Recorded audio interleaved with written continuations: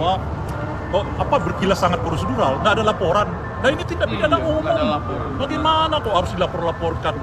KPK itu dibiayai oleh negara supaya asal ngendus saja, dia cari tahu tuh. Jadi nggak perlu harus nunggu-nunggu laporan. Apalagi data. Kalau terkait dengan kasus seperti ini dia nunggu laporan. Kalau kasus lawan politik 5 tahun yang lalu pun dia ubek-ubek kok, gitu loh kira-kira kan? Benar bang. Siap. Thank you ya bang ya. Bang Rey, kalau tanggapan Bang Rey masuknya nama Jokowi di OCC ARP itu sebenarnya ini tamparan keras bagi Indonesia atau seperti apa? Oh iya dong, itu satu. Tapi sebetulnya menyiratkan kepada kita karena ada banyak orang di Indonesia yang merasa ada sesuatu dengan keluarga ini terkait dengan dana yang mereka punya. Tapi aparat penegak hukum di Indonesia seperti menyumbat untuk melakukan proses hukum terhadap mereka sehingga ujungnya pada keluar. Kalau sebetulnya proses-proses yang semestinya dilakukan di Indonesia untuk mengklarifikasi soal itu dilakukan, orang nggak akan berkirim surat ke OCCRP gitu. Iya. Jadi OCCRP itu bagian dari protes bagaimana para penegak hukum kita di Indonesia seperti mengabaikan berbagai hal yang menurut pandangan publik ada sesuatu yang perlu dikelirkan di dalam kekayaan keluarga Pak Jokowi, gitu loh kira-kira. Itu satu. Nah, yang paling penting juga diketahui bahwa pemilihan OCCRP itu nggak hanya terkait dengan korupsi. Istilah mereka itu kan pemerintahan yang korup. Korup itu salah satunya korupsi.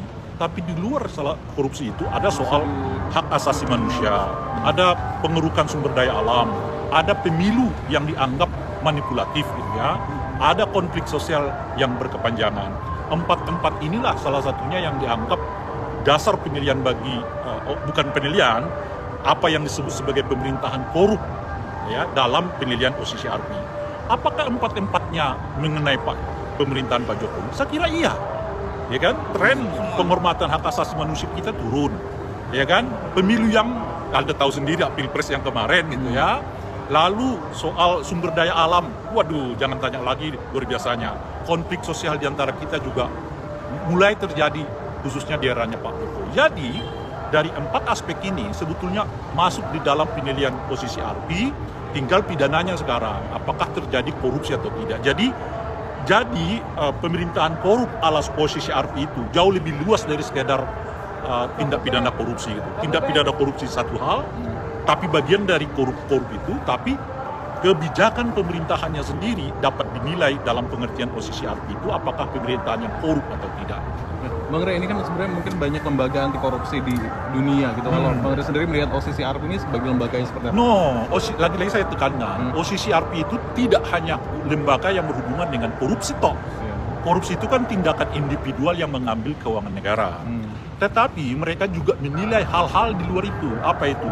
Apakah pemerintahannya menghormati hak asasi manusia? Apakah pemerintahannya menghormati sumber daya alam? Apakah pemerintahannya melaksanakan pemilu yang fair atau tidak? Apakah pemerintahannya mengatasi konflik sosial atau tidak? Atau menjadikan konflik sosial demi kepentingan mereka sebagainya? Itu yang dinilai oleh CCRP. Nah, kalau 4 ini komplit, maka orang itu disebut oleh mereka sebagai pemerintahan yang korup, seperti yang mereka lekatkan kepada Bashar al-Assad. Cuman di dalam OCCRP itu setiap tahun hanya mereka milih satu. Ada 5 nominator, mereka pilih salah satu di antara 5 nominator itu. Apa di dalamnya adalah Bashar al-Assad. Sehingga dengan begitu Pak Jokowi dan 4 nama yang lain tidak unggul dalam konteks yang seperti itu karena mereka merasa yang 4 yang disebutkan itu tadi lebih tepat digaungkan kepada Bashar al-Assad.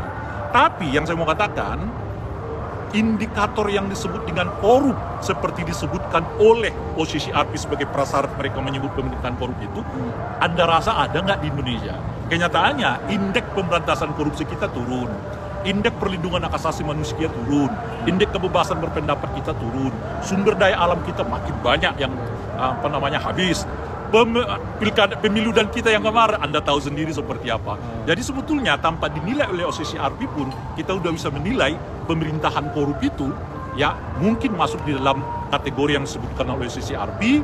Tinggal satu lagi adalah soal apakah terjadi praktek korupsi dalam pengertian itu tadi atau tidak. Bang Rey, terakhir, ini kan menyangkut nama mantan presiden Indonesia. Terus Kalau Bang Rey sendiri dan Pak Prabowo sebagai Presiden Indonesia sekarang kan belum memberikan statement. Kalau menurut Bang Rey seharusnya pemerintah sekarang itulah yang saya sebutkan tadi. Jangan sampai pidato Pak Prabowo itu ngejar koruptor ke antariksa, Antartika, itu hanya berlaku pada lawan politik. Bagi teman politik cukup antar kita, gitu loh kira-kira tuh. Nah, ya oleh karena itu kita tunggu pidatonya Pak Prabowo. Apakah dia akan ngejar ke Antartika atau cukup antar kita? Bang Rey, semangat emak-emak